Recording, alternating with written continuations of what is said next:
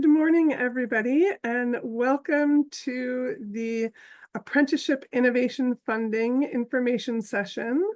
My name is Adele Burns, and I am the acting chief here at the Division of Apprenticeship Standards. And I am very excited to be opening up this next round of the Apprenticeship Innovation Funding. And the intent of this webinar is that we're going to give you an overview of this round 3 of AIF. And we actually do have the Q&A set up. If you have questions along the way, I have my team members here, Kevin and Anna, who will be doing their best to address any questions that you all have as we go. If it's a particularly complex question, we may take it and try to follow up with you by email, but we are certainly aiming to give you lots of good information here and address as many questions as we can, although I'm not going to take any live questions. So if you have questions, feel free to put them in that Q&A section. So with that, we will dive right in.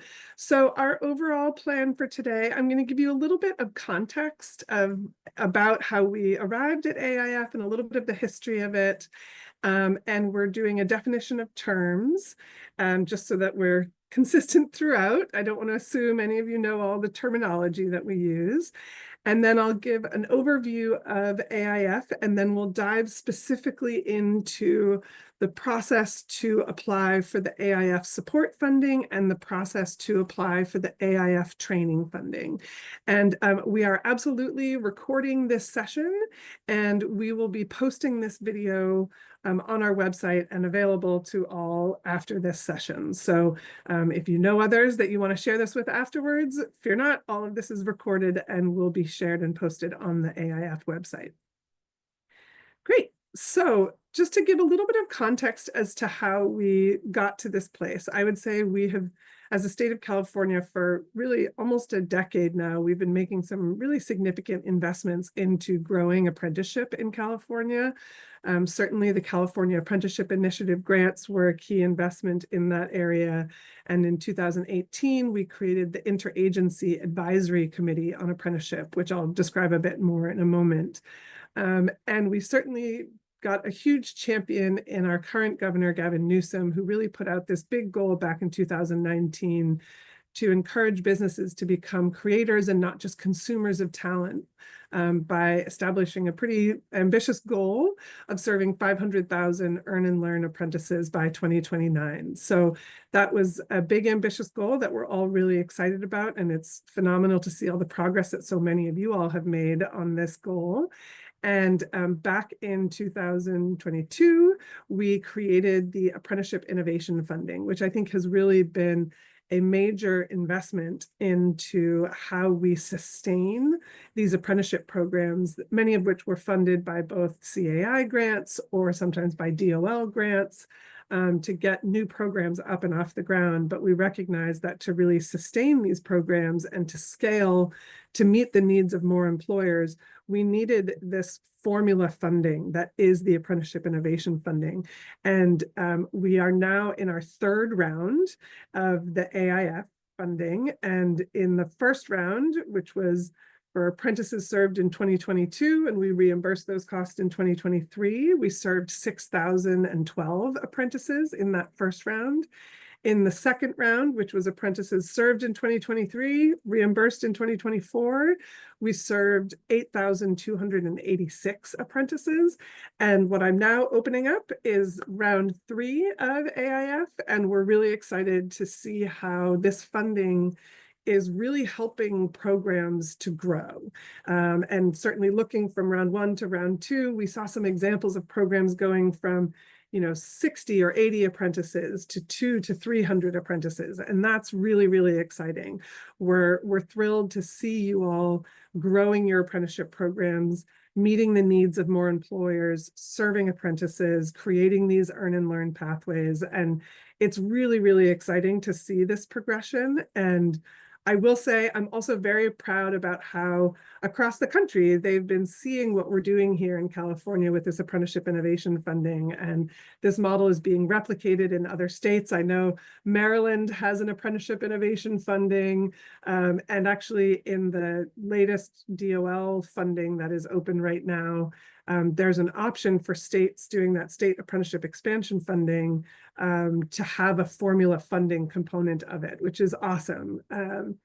So we really believe in this mechanism, and we're thrilled to be opening up round 3 of AIF funding. And this all also really aligns and came out of this Advancing Apprenticeships in California report that we released back in 2022. But I think it's helpful to come back to it, because this does continue to be a guide around our strategy around how we advance apprenticeships in California. And really, both of these first points, supporting regional and sectoral apprenticeship intermediaries and expanding new and innovative apprenticeships, AIF is really a significant investment into both of these priorities. And we recognize that in the apprenticeship ecosystem broadly, there's a lot of stakeholders that come to the table to bring together an apprenticeship program. And of course, there's the employers, there's the educators, there's us as the government registration entity, there's community-based organization, workforce boards, and there's often an organization among these partners that steps up to play this role of an intermediary, which is really that entity that is running the apprenticeship program, that's bringing together all of these stakeholders ultimately in order to serve the apprentices and create these opportunities. So we have really seen a lot of different industry apprenticeship intermediaries, whether it be sector intermediaries or regional intermediaries, and we're hopeful for how AIF is helping to create, again, this sustainability equation for these apprenticeship intermediaries. And when we talk about these intermediaries, we're really thinking about those that are, again, aggregating the needs of multiple employers, bringing in multiple different educational entities, of course, registering with us at DAS and also potentially with DOL, and then really supporting the apprentices through their journey. So we're excited about how this investment helps these organizations to keep doing more of this. And we're excited about the creation of new programs, but I think we're just as excited about seeing the programs that are registered being able to scale to serve more employers and more apprentices. So in terms of who can be an intermediary, it's a long list of entities that could serve in this role. Unions, workforce boards, educational institutions, regional consortiums, nonprofits, industry associations, staffing agencies, public sector entities. So really, I think a lot of different entities, different entity types are stepping up to play this role, which is really exciting. And that really aligns with how we've designed the AIF funding. So just to do a little definition of terms for anybody who doesn't know these terms, in California, the way we organize apprenticeship is into these 2 areas. There's the California Apprenticeship Council, which oversees sometimes what's called traditional apprenticeships, but these are all of the apprenticeships in the building trades and in the fire trades. So those are under the California Apprenticeship Council. And then we have the Interagency Advisory Committee on Apprenticeships, which was created back in 2018, 2019. And this is for all the other sectors outside of the building and fire trades. So this is, sometimes folks will call this new and innovative apprenticeships or non-traditional apprenticeships.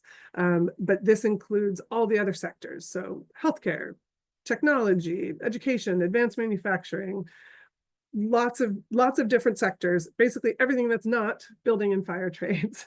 So just to be very clear, AIF by statute is only for IACA programs. So if you are a building trades or a fire trades program, AIF is not the funding for you. There's other funding specifically for our CAC programs, but AIF is specifically for IACA programs. So that's a little bit of the context and the overview of how we got here.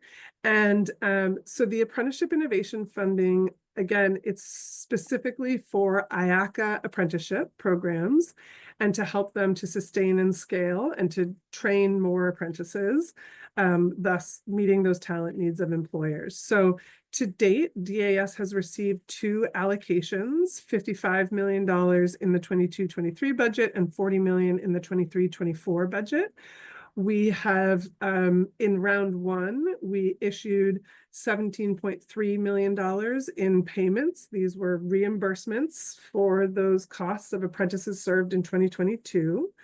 And then in round 2, we dispersed $24.8 million.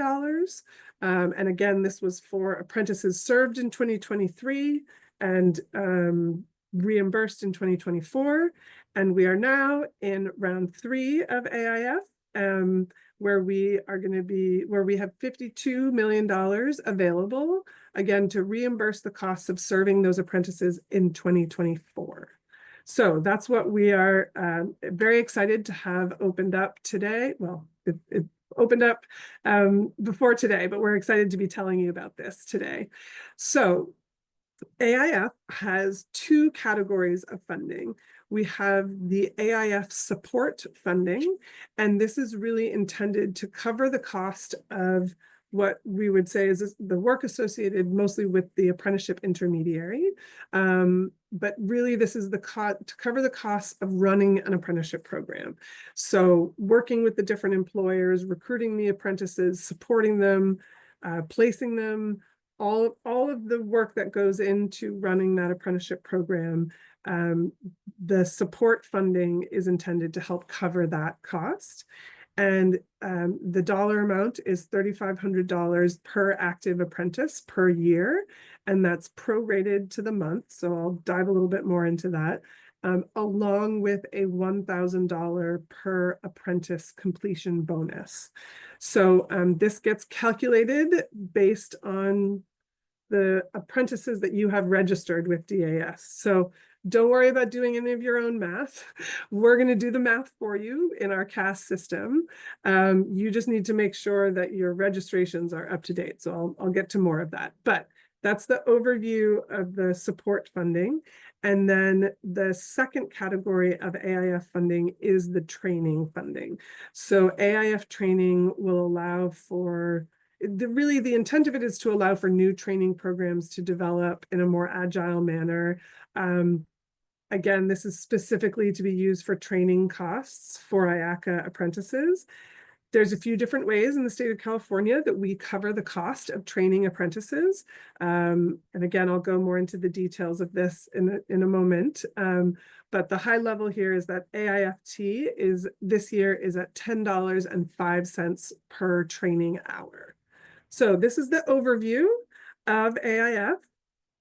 So this funding mechanism, it's formula funding that's based on the number of apprentices that you served as a program last year. So really, it's an application for reimbursement is what this is. And the idea is that this funding is available to programs that are serving IACA occupations. So we do assess like IACA or not IACA on the occupation level. And your program needs to already be registered with DAS with apprentices that were active at some point in 2024. And the idea is that this funding can hopefully be that follow-on funding that comes, alongside or after a grant that allows you to find that sustainability equation, right? And so the idea here is that for programs that have gotten going but need to scale, this is the funding that we're hoping helps you do that. AIF is a reimbursement model and it's formula funding. So this is not a competitive grant application process. Again, I can't emphasize that enough. I think there's often a lot of misperceptions around this. It's not competitive. If you are eligible for this funding, you will receive this funding. And there's no contracts involved. again, if you have served the apprentices and you provide us the reporting documents that we request in this process, we will reimburse you those costs. And I like to say in brief that this AIF, it's all performance and no contracts. We know you're doing great work out there as you're serving these apprentices and running these apprenticeship programs. And we want to help you to keep doing that and to scale what you're doing. So this is all performance and no contracts with AIF. So again, it's reimbursement and it's based on the number of apprentices that you supported in the previous calendar year. So for this round 3, that means that we are looking at the apprentices that you served in 2024, and we are reimbursing your costs from 2024. And the overarching expectation is that programs will apply for this reimbursement annually for as long as we have the available funding. So obviously that does depend on continued appropriations for this funding, which have to be advocated for each year. So feel free to do that advocating if this is funding that's important to you. In terms of how we process the applications, we will be processing the applications on a rolling basis. So the sooner you get us your information, the sooner we will process it and the sooner we will send out payments. I think in the last round, we were sending out the first round of payments as early as May. So get us your information and we will start processing your submission. We've gotten this question in the past, is it possible to apply for both AIF support and AIF training or to both? And what I would say is it is possible. I'm going to go more into the mechanics of this, but where it is most likely that an entity would be applying for both support and training funding is in the context that the local education agency is the program sponsor. And in that context, it's possible that a single entity, the local education agency, could be applying for both support funding and training funding. But I think that what's going to be most common is that with an apprenticeship program, any apprenticeship program has, most have a committee, not all. Again, we'll get into the mechanics of that, but most have a committee, and the committee needs to designate who amongst that group of stakeholders is going to be the fiscal entity for AIF. And that's going to be the entity that applies, which might be the union, it might be the workforce board, it could be an industry association, could be a lot of different entities, but that entity is designated as the fiscal recipient for the support side of the funding. Whereas the AIF training, it has to be the local education agency that applies for the AIF training. So that's why it's probably going to be most likely that for a single apprenticeship program, the LEA might be applying for the AIFT reimbursement, and a different entity that is designated by the committee would be applying for the support funding. So this is a little bit of the overarching. Now, eligible apprentices, because all of this, again, it's a formula that we apply based on the number of apprentices you have registered. So how we identify who are the eligible apprentices that go into the calculation for how much AIF funding your program is eligible for. It's based on the occupation level. So we're looking at IACA occupations, and we're looking at apprentices who were active at any point during 2024 and placed with an employer. So in our system, the California Apprenticeship System, for short, we call it CAS, in that registration database, if an apprentice is indicated as a label that's firm agree to train, which might mean that we're doing getting them trained up, but haven't quite done the placement yet. We understand that happens, but while an apprentice is in that firm agree to train status, they are not eligible for AIF. But as long as they are actually placed with an employer, they are eligible for AIF. And we're looking that for the apprentice compensation has to meet the quality jobs framework. So how we define that is that we utilize the employment training panel has a wage standard. So they're a fellow workforce entity of ours, and a partner in many things. And so they set an annual new hire apprentice wage, and it's published every year. You can actually already see what 2025's wage levels are, but of course we're looking at the 2024 levels because we're reimbursing for apprentices served in 2024. So this is the wage levels that we are looking for an apprentice to meet to be eligible for AIF. However, it can include benefits, health benefits specifically, of up to $2.50. So up to $2.50 worth of health benefits can be calculated towards the hourly wage requirement. So of course, to calculate that, you should take the health benefits package that you're offering the apprentice, and divide that by the number of hours in a year that they worked, and that's the hourly amount that you can put towards the compensation package. So that's part of the reporting that you'll be required to do through the CAS system to make sure that your apprentices are eligible for AIF. The ETP new hire wages, they're publicly posted. We link to it from the AIF guidance document. So you can always be seeing this both for the last year and also the 2025 wages are already there for potential future rounds. So the overarching timeline to apply, we have opened up AIF this week, and we have this information session today, which we are recording and we'll post on our website. But also know, if you are one of the folks watching a recording here, that we do have AIF office hours. So on March 25th at 11 a.m. and April 14th at 1 p.m., we have AIF office hours. There will not be any formal presentation like I'm doing here. It really is office hours. So if you would like to dial in and get a particular question answered, the DAS team funding team will be available to help address your questions and to work through any of the mechanics or issues that you might be having as you're diving in to do all your application materials, which I'll walk through in more detail in a moment.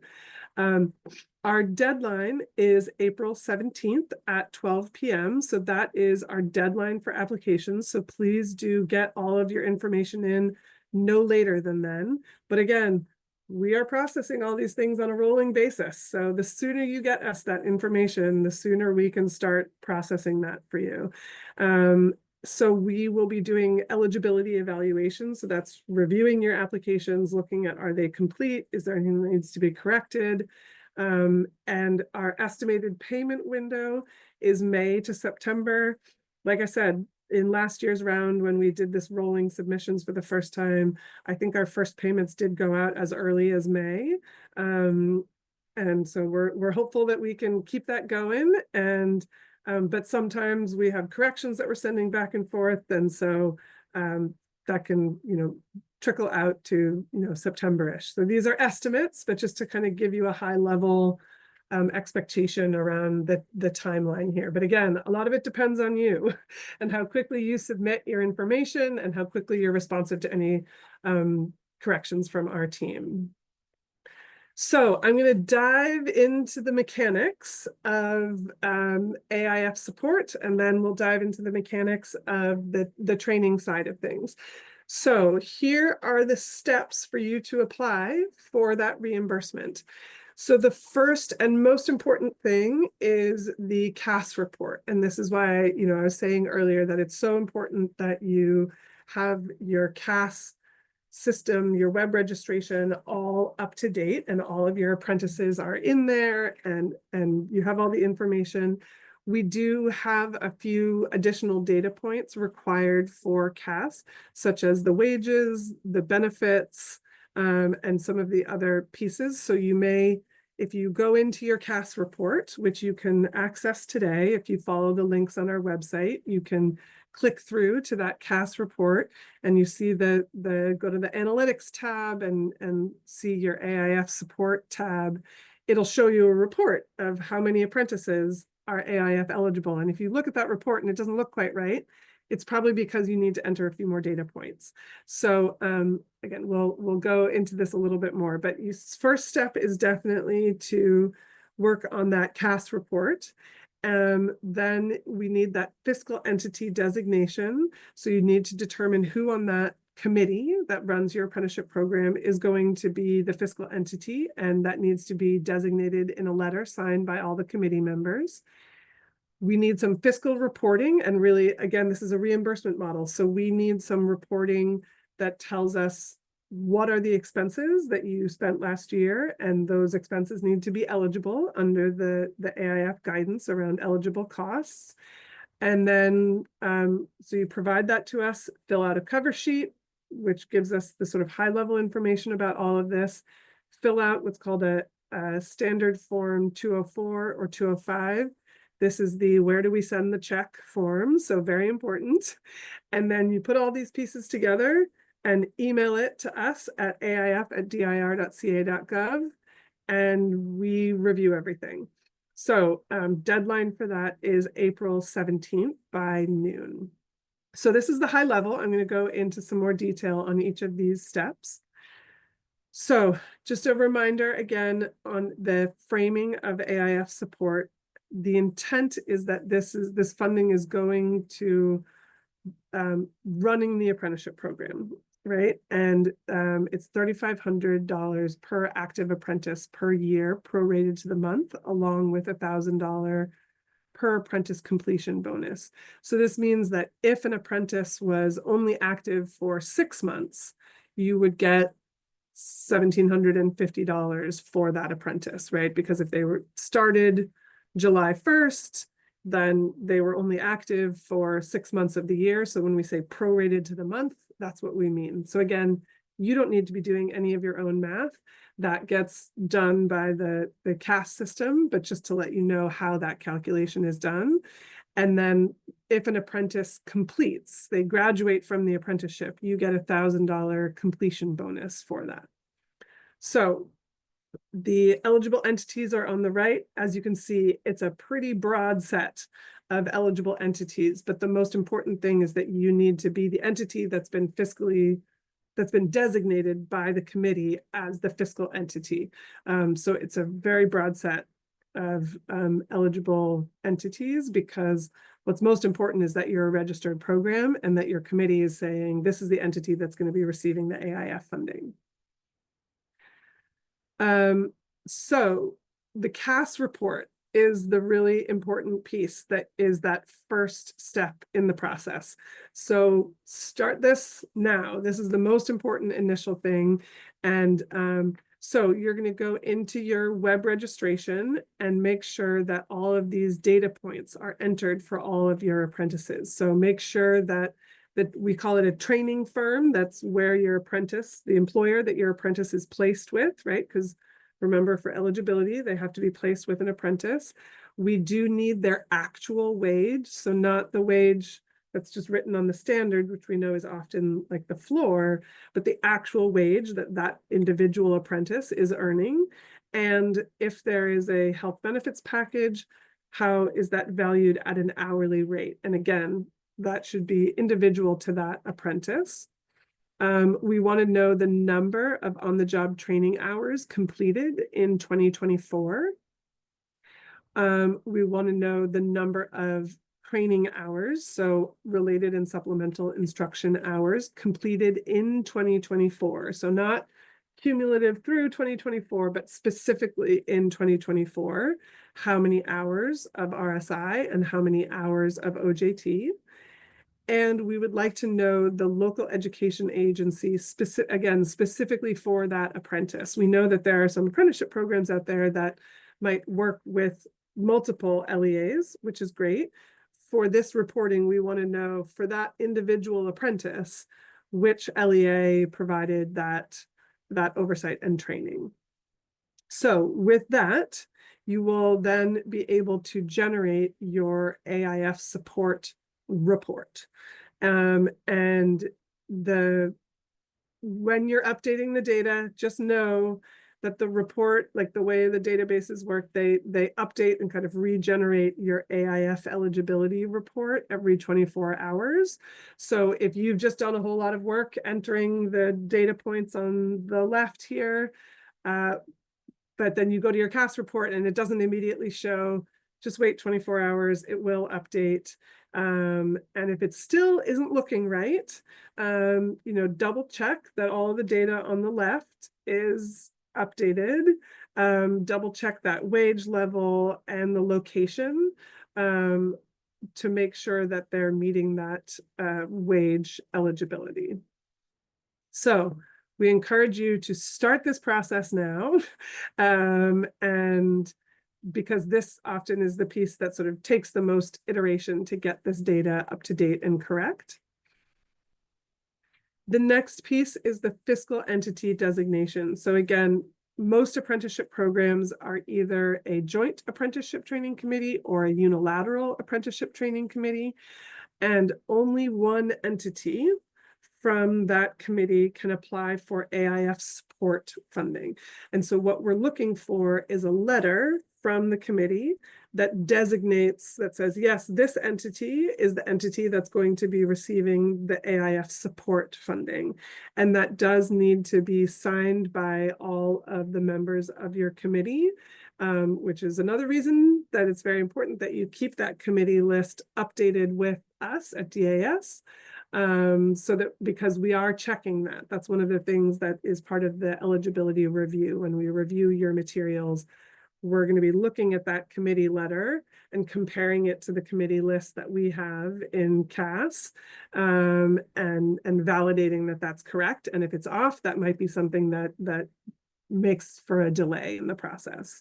So it is possible that a program could be a single employer program. If you are a single employer program and the standards did not create a committee, then it is possible that the employer can just apply directly for the AIF support reimbursement, and it does not require a letter, because of course that single employer is the fiscal entity for this funding. So you'll designate that on the cover sheet. But again, most programs have a committee, but there are a few that are single employer programs. And in that context, you as the employer would be the directly eligible recipient to get this funding. So the fiscal reporting, the templates for this are all on our website and available in both Word and PDF version to try to just make it as easy as possible for you to fill out. So the expense report should categorize expenses in the previous calendar year. So in this context, in 2024, that demonstrate the primary expense categories that encompass the eligible activities. So look at those eligible activities under the guidance document. This is sort of a high level list that we have here on the slide, but it's a much longer list that's in the guidance document. So please go look at that detailed list of eligible activities. But high level, we're covering, the staff salaries and travel for running an apprenticeship program, marketing costs, apprentice support services, employer incentives, operating expenses, and contractual services. But of course, it all has to go towards running the apprenticeship program. So I encourage you to dive a level deeper in the guidance document for the specifics around this. And we need that both high-level report and also a narrative that describes what are the different costs that are going towards this and how do they align to the apprenticeship program. And then finally, the last pieces, the cover sheet. And again, we provide that template, and there's a different cover sheet for support than training. So make sure you're using the right templates there. So there's an AIF support cover sheet that includes some important summary information, including that fiscal entity designation and the summary of the numbers that you'll be pulling from that CAS report. And then the standard form 204, this is the designated fiscal entity that will be receiving the funding.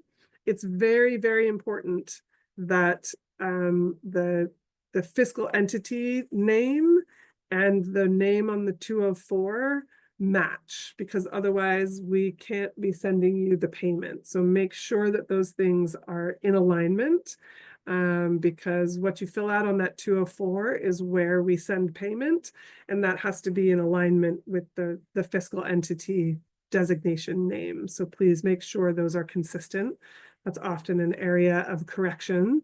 So you're going to gather all these pieces. So here's your checklist. So you've got your cover sheet, you've exported your CAS report from our system.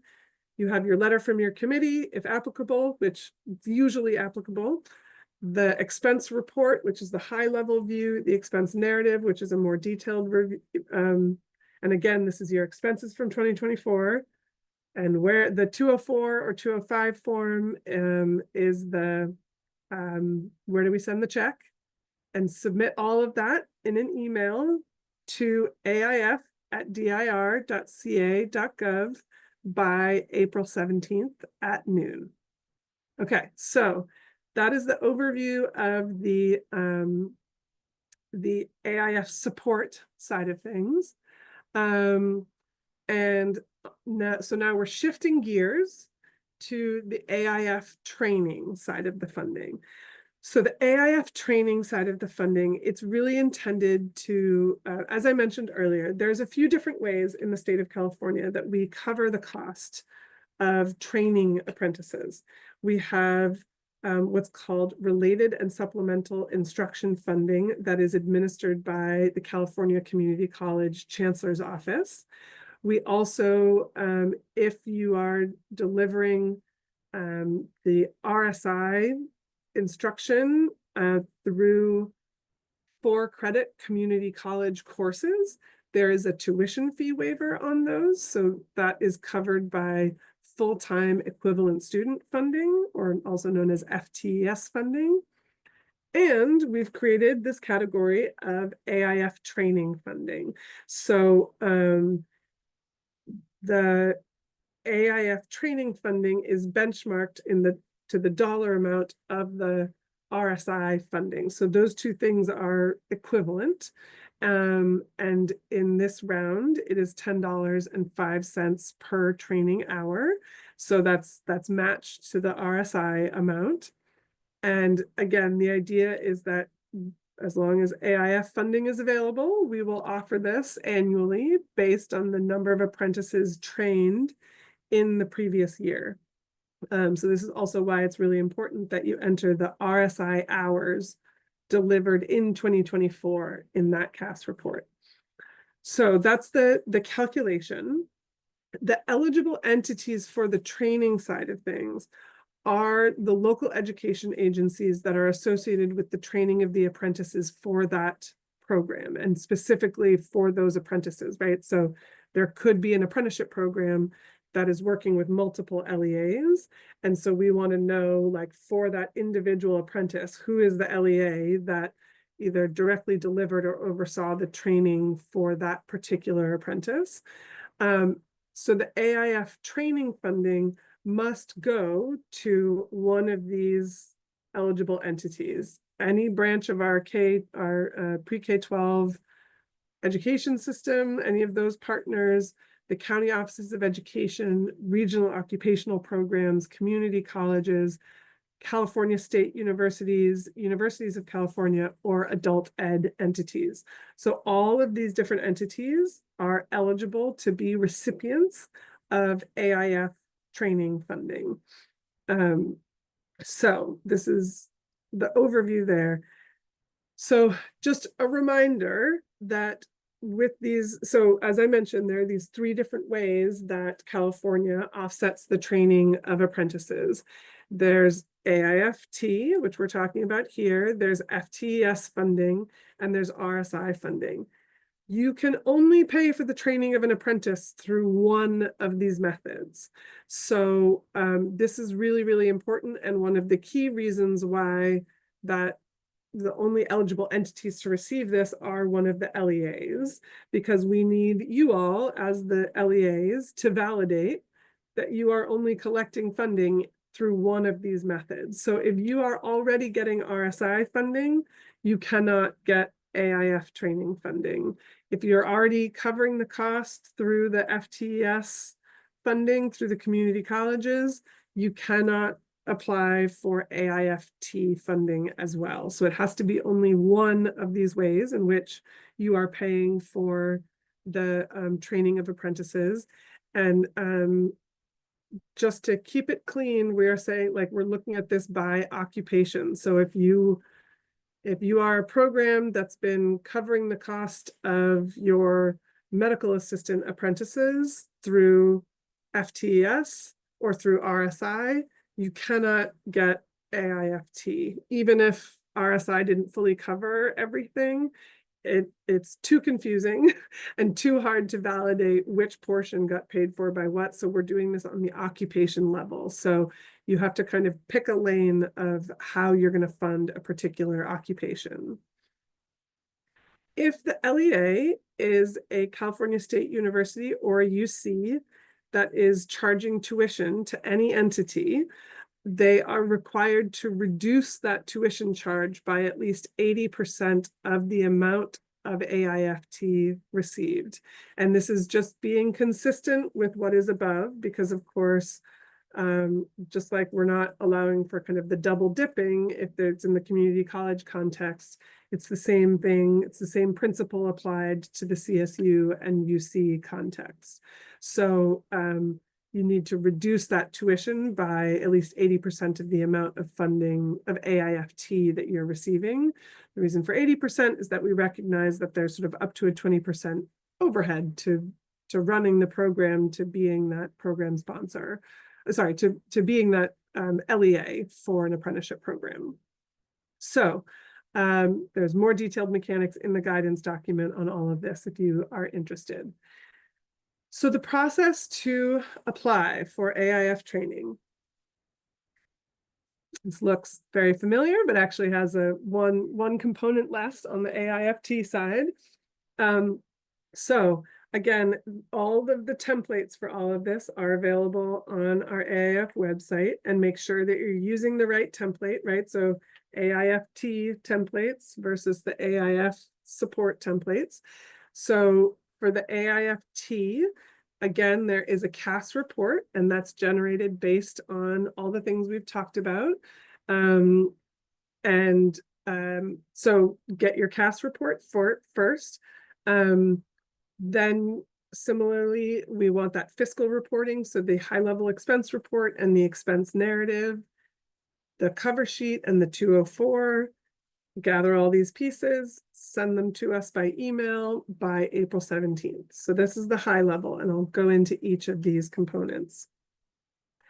So the CAS report, I'd want to recognize that typically the entity that has access to CAS and is entering the information is that intermediary, right? Is the sometimes called the program sponsor, the entity that has registered the program with us in the first place, that has gotten access to web registration. They're the ones that are going to have access to the CAS system and be able to enter this data.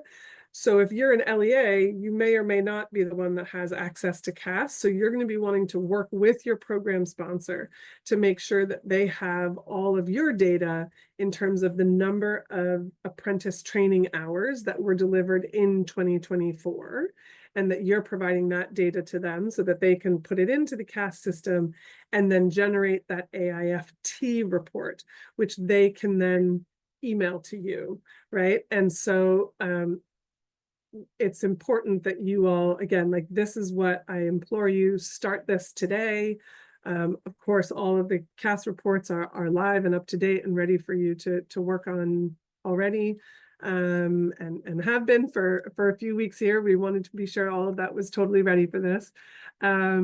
So make sure that you work together with these partners, with your partners in the program, to get all of that data in so that you can get that CAS report.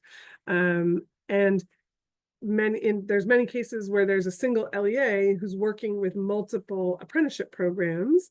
And in that case, you're going to need the CAS report for each of the programs that you're working with. And you can submit like one application with multiple CAS reports attached to it, so that is totally fine. But you will need those multiple reports.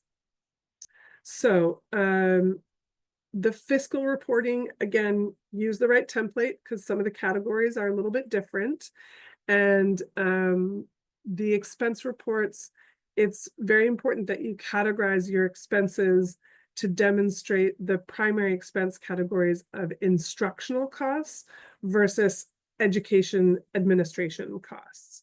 And again, please see the guidance document for a more complete and detailed list of eligible activities under each of these categories.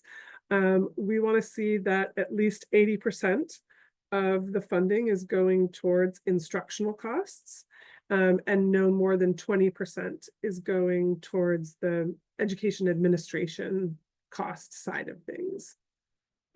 So just be sure that you're filling out those templates accordingly. And again, please go to that AIF guidance document. That is the authoritative source on all the different categorizations of the different expenses. So the final pieces, you're going to put as the LEA, you're going to put together that cover sheet that includes the funding method statement of attestation. And so this is where you as the LEA are attesting that you are not getting both FTES and AIFT, or both RSI and AIFT. So this is very important to us because we do not want that sort of double dipping happening. And then we're asking for those summary numbers from your CAS report or potentially reports, right? So you can submit just one application for working with multiple programs. You want to submit different ones, that's fine, but our recommendation would be that you put everything together and submit that standard form 204. Again, please make sure that the fiscal entity aligns between the two forms. That's really important so that we are able to send you that payment. So you gather all the pieces. You've got your cover sheet, your CAS report or multiple reports, your expense report and narrative, and where we're going to send the payment for the standard form 204 or 205. And you're going to submit all those elements by email to the AIF email, again, by April 17th. So that is the overarching process for each of these categories of funding. So once you have submitted your information, just to give you a sense of what then happens. So we then review all of your materials that you have submitted, and we are validating that all of those materials are accurate, that your 204 form matches the fiscal entity designation, that all of your committee members have signed off and that matches the committee list, that your CAS report is indeed the CAS report that we have in our system and not something that you've created independently, which sometimes has happened. So please, follow the templates, use the reports generated by our system. Don't try to do your own math. Of course, you can get in touch with us if you feel like the math doesn't look right to you, and we're happy to try to troubleshoot and help you. But it is possible that if something is off about your application, you may get a correction notice from us. This is one of the lovely things about this mechanism of funding, because this is not a competitive situation. We can iterate with you. If you are eligible for this funding, we want to help you access this funding. So we're not trying to do any gotchas in this process. If you're eligible, we want to help get the information from you to get you this funding. So you may have a correction notice, but if everything checks out and everything looks good, you will receive an award letter from us that tells you, okay, everything looks good. Please sign this award letter. Once you sign the award letter, that serves as our ability to then send you a payment. So I will just say our team has been amazing. This rolling process, I think, worked really, really well last year.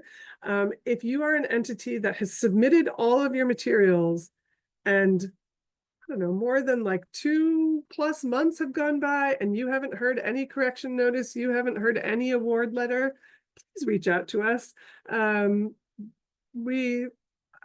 So anyways, don't let it languish for too long, but do be a little bit patient with us as we work through it. But we are processing these on a rolling basis. So we want to get this funding out to you as soon as we can. And as I said at the top, we're really excited about this because we see that this funding is, with this formula mechanism, it is funding your activities and allowing you to keep going and to keep doing the great work that you're doing and to keep scaling and growing your apprenticeships and meeting the needs of more employers, serving more apprentices. And we hope that this process is easy for you all, is simple. As you see, there's no contract in here. It is, you do the good work of serving apprentices, submit to us what your expenses were, we reimburse those expenses, and you keep going. So that is the idea of this Apprenticeship Innovation Funding. And so next steps, please, please, please review that AIF guidance document carefully. In this session, I've given you a high-level overview of all of the steps and all of the pieces, but that AIF guidance has all of the details that are important. Please start entering that data into CAS today and iterating on those CAS reports. That is the most important first piece. If you have questions, you are absolutely welcome to email us in the meantime to try to get those questions answered. I know my team has answered a bunch of questions here as we've been going along. Thank you to Kevin and Anna and Raul, who have been answering your questions as we go. If your question was not answered, don't worry, we are taking note of it. And we will, based on your registration for this, we will try to email you to follow up with your question. But if you want to be 100% sure that your question gets answered, please do email it to us. However, we also have these AIF office hours coming up. So on March 25th at 11 a.m., we will have AIF office hours. And then again on April 14th at 1 p.m., we again will have AIF office hours to help troubleshoot through any things that are coming up for you. So please do go to the AIF page for all of the templates and the guidance document and all of the things that I have shared here today. And again, if you have questions, please email the aif@dir.ca.gov. And again, we will do our best to get back to you as promptly as we can and help you work through this process to submit your application for AIF. So with that, I am very, very excited to have this round 3 of AIF open. And I just want to express a ton of gratitude to all of you because I know you're all here and you're dialing into this because you're doing the great work of running apprenticeship programs. And I applaud you, I appreciate you, and all of the great hard work that you're doing to create these earn and learn opportunities. This is just a tremendous movement that we have going here in building apprenticeships here in California. And we're excited to be partners, and we know you all are doing really hard work out there. And we're grateful to all of you. And we hope that this AIF funding helps to sustain you all and helps to allow you to do more of the great work that you're doing. So thank you, everybody. Have a wonderful day. And we look forward to getting your submissions to the AIF funding. All right. Thank you, everyone.